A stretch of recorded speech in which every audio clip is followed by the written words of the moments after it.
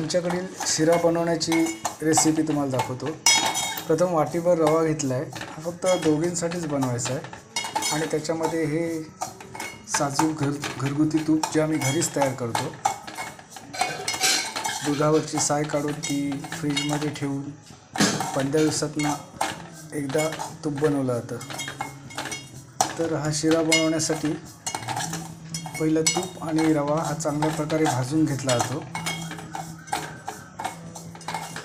तुम्ही बघत आहात की अमिता ते भाजत आहे आणि तो व्यवस्थित भाजला गेल्यानंतर त्याच्यामध्ये पुढील साखर वगैरे टाकली जाईल। तर रवा पूर्णपणे भाजून झाला आहे। आता पाणी गरम करून ठेवलं आहे, त्याच्यामध्ये दूध, पाणी, साखर टाकलं आहे आणि ड्रायफ्रूट्स।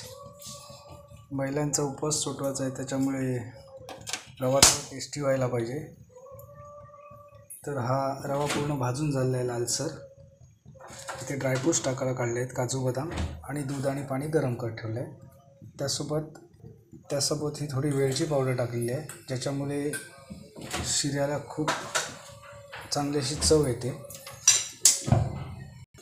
त्यासोबत थोडंसं पाण्यामध्ये 1 चिमटी मीठ टाकलं जात आहे, कारण मिठामुळे थोडी चव येते। दूध आणि पाणी छान उकळलेलं आहे, त्याच्यामध्ये आता ड्रायफ्रूट्स टाकले।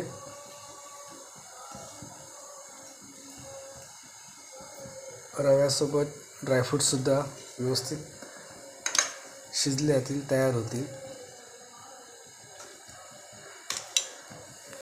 तर आता त्याच्या पाण्यामध्ये आणि दुधामध्ये रवा मिक्स केला जात आहे।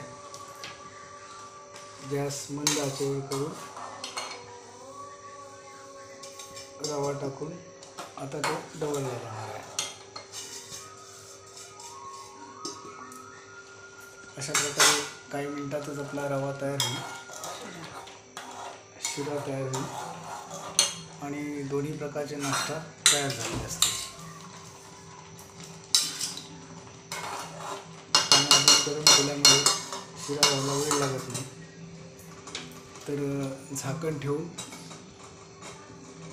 शिरा बनवण्यासाठी गॅसवरती ठेवला आहे। काल एकादशी होती, आज बार्शी आहे। तर देवासमोर नैवेद्य ठेवून उपवास सोडवला जातो। तर नैवेद्य ठेवण्यासाठी हा गोड शिरा केलेला आहे। गोड शिरा पूर्णपणे तयार झालेला आहे। तो शिरा खाऊनच आई आणि माझी मिसेस अमिता हे दोघंही आपला उपवास सोडवतील आणि त्याच्यानंतर रेग्युलर जेवण वगैरे दुपारचं चालू होईल। तर आपण बघू शकता की शिरा खूप छान झालेला आहे। आमच्या शिऱ्याची रेसिपी कशी वाटली ते आम्हाला नक्की कळवा। तुमच्या काही त्याच्यामध्ये सांगण्यासारखे असेल, बदल असेल तर तोही नक्की कळवा। नमस्कार।